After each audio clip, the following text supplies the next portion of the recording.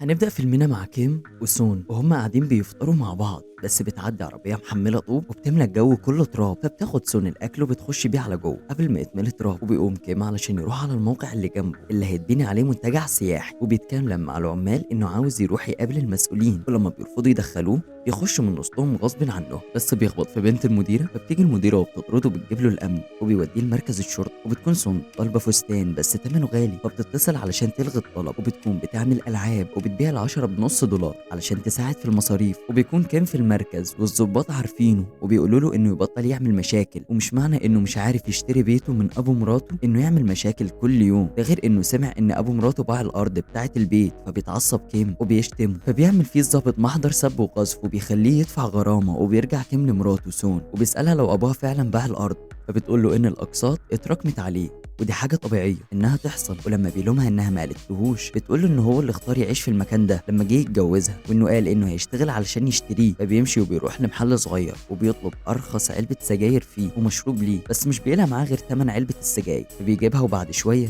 بتيجي حفيده صاحب المحل وبتديله المشروب اللي كان عاوزه، وبتقول له انها هديه من جدتها علشان وصلها المدرسه قبل كده. وبيضحك معاها وبيهزر انه بيحب الاطفال. وفجاه هو قاعد بيجي ين مع رجالته علشان يضربوا كيم، بس كيم بيضرب ين وبيعوره، بس بيتضرب من رجالته علشان كتار. وبعد كده بيروح ين مع رجالته في الحانه، وبتكون صاحبه الحانه عارفاهم وبتعالج ين، وبيطلع ان ين بيكره كيم علشان بيحب سون مراته. ولما صاحبة الحانة بتجيب سيرة سون قدام ين بيتعصب وبيمشي، وبيجي واحد من رجالته وبيقول لها انها ما تجيبش سيرة سون قدامه تاني. وبيروح كيم لشغله وبيصلح عربية واحد ده لانه في الاصل شغال ميكانيكي. وتاني يوم يروح لبيت اهل سون علشان يحتفل بعيد ميلادها، وقبل ما يدخل بيسمع اهلها وهم بيتريقوا عليه وبيعايروا سون علشان اتجوزته. فبيمشي كيم وهو متضايق وبيرمي التورته، بس بيلاقي ان في عربيه متعطله على الطريق، فبيروح وبيصلحها، وبيطلع ان كاوتش العربيه دخل فيه مسمار. وبيقول لهم ان موقع البناء هو السبب، وانه دايما بيوقع مسامير على الطريق. ولما بيصلحها بيديله صاحب العربية فلوس كتير، فبيرجع البيت وهو مبسوط. وبيلاقي سون مراته بتديله فلوس من ابوها علشان يسد الاقساط اللي عليه، بس بيرفض وبيوريها الفلوس اللي جايبها من شغل، فبتفرح سون وبتبدأ تحوش. وتاني يوم بتصحيه سون علشان يصلح عربية مسؤول في الحكومة، ولما بيصلحها بياخد فلوس كتير برضه. وبيلاحظ كيم ان اغلبية العربيات جاية وكاوتشاتها هي اللي فيها مشكلة، فبيروح علشان يشوف الطريق وبيلاقيه مليان مسامير وحديد من مكان البنا. وتاني يوم يلاقي كيم ان الشغل خف، فبيروح يشوف الطريق فبيلاقيه نظيف كأن حد جه نضف بعد ما مشي امبارح. فبيرجع لبيته وبيبدأ انه يشكل الحديد والمسامير علشان تخش في عجل العربيات، وبيروح علشان يحطه على الطريق، بس بتشوفه مراته فبيقول لها على اللي عمله، وبيقول لها ان الاغنياء كانوا السبب في انهم ما يشتغلوش، فمفيش سبب يخليه ما يسرقش من الاغنياء شويه. فبتوافق سون وهي متضايقه وبتقرر انها تروح معاه وهو بيحط المسامير. وتاني يوم بيزيد الشغل وبتزيد معاه الفلوس، وبيقرر كيم انه يعين سعر لكل نوع عربيه، وبتبدا الفلوس تكتر، وبيسدد كيم بيها ديونه، وكمان بيخلي سون تعمل شعرها وتشتري اللي هي عايزاه. وبيكون مقرر انه مش هيشتري حاجه غير لما يشتري البيت اللي هم فيه. وتاني يوم بياخد حفيده صاحبه المحل علشان يفسحها علشان هي يتيمه وما عندهاش حد غير جدتها، فبيفسحها وبيكون مبسوط لانه بيحب الاطفال. ولما بيرجع بيلاقي سن متضايقه وبتطلب منه انه ما يفسحهاش تاني، وان عندها جدتها تبقى تعمل لها اللي هي عايزاه. وبتقول له ان ابوها متضايق انه بيفسح الغريب وما بيفسحش احفاده، فبيقول لها ان كل واحد فيهم عنده اب. وبيظهر ان كيم طيب عكس سون مراته اللي بتكون طماعه. وبعد شويه بيروح علشان يحط المسامير، فبتقول له سون انهم يثبتوا المسامير في الارض علشان ما يروحوش كل يوم. وبيسمع كيم كلامها، بس بيلاحظوا عربيه شرطه جايه عليهم، فبيسالوا الضابط هو بيعمل ايه، فبيقول له ان محفظته وقعت بس بيشك فيه الضابط. بس كيم بيساله هو جاي منين، فبتقول له مراته انهم كانوا في تجمع عائلي، فبيقول له كيم هو مسجل انه يروح مشاويره الخاصه بعربيه الشغل. فبيمشي الضابط من غير ما يبلغ عنه وبيرجعوا البيت.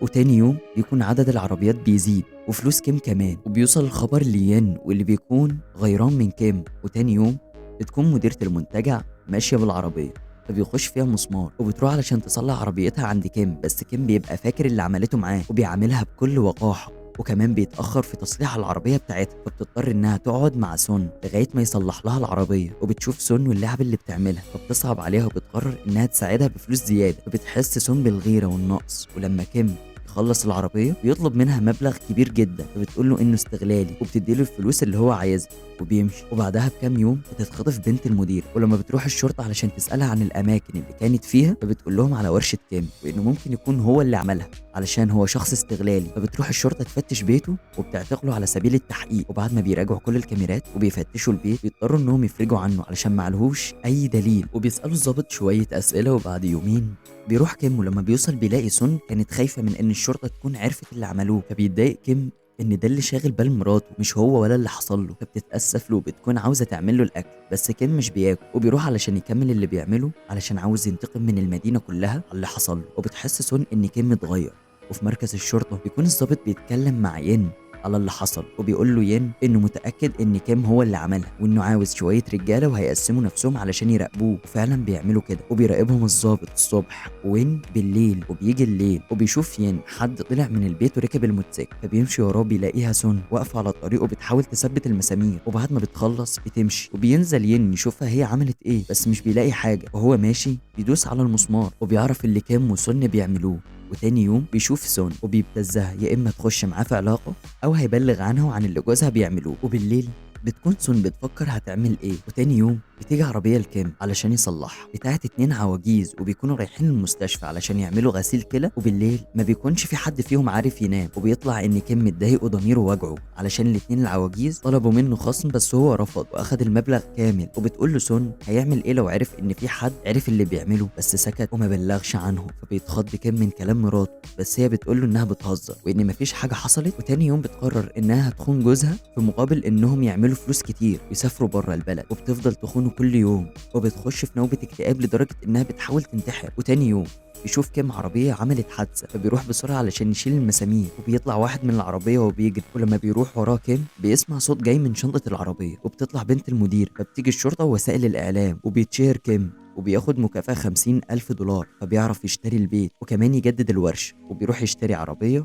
وبيجيب لسون كل اللي هي عاوزاه، وبيروحوا ياكلوا في أغلى مطعم في البلد وبياكل كل الأكل اللي كانوا محرومين منه. وتاني يوم بينزل كيم بعربيته علشان يوريها للي كانوا بيتريقوا عليه، بس بيسمع واحد جاي للجدة صاحبة المحل وبيقول لها ان حفيدتها عملت حادثه، فبيروح المستشفى وبيعرف ان المسامير هي السبب لانها خلت عربيه تميل وتخبطها، فبيطلع وبيكون مكتئب وبيعيط، وبيلاقي ين قدامه وبيقول له انه عارف اللي بيعمله هو ومراته، وبيفتكر كلام سم مراته وبيعرف انها دخلت معاه في علاقه علشان ما يبلغوش عنهم، فبيركب عربيته وبيكون مش مصدق اللي حصل بسبب طمعه، وبيلاقي مراته واقفه تحط المسامير على الطريق، فبيرجع البيت وهو متعصب وبيقطع عقد الارض وبيحاول يقطع الفلوس بس بتمنعه مراته وبتقول له انها عملت المستحيل علشان تلم الفلوس دي، فبيقول لها ان الفلوس دي لعنه وانها السبب في كل اللي حصل، وبيخرج علشان يلم كل المسامير اللي حطها على الارض بايده، وبتكون دي نهايه الطمع وحب الفلوس. وبكده يبقى خلصنا فيلم النهارده. كان معاكم محمد نوب.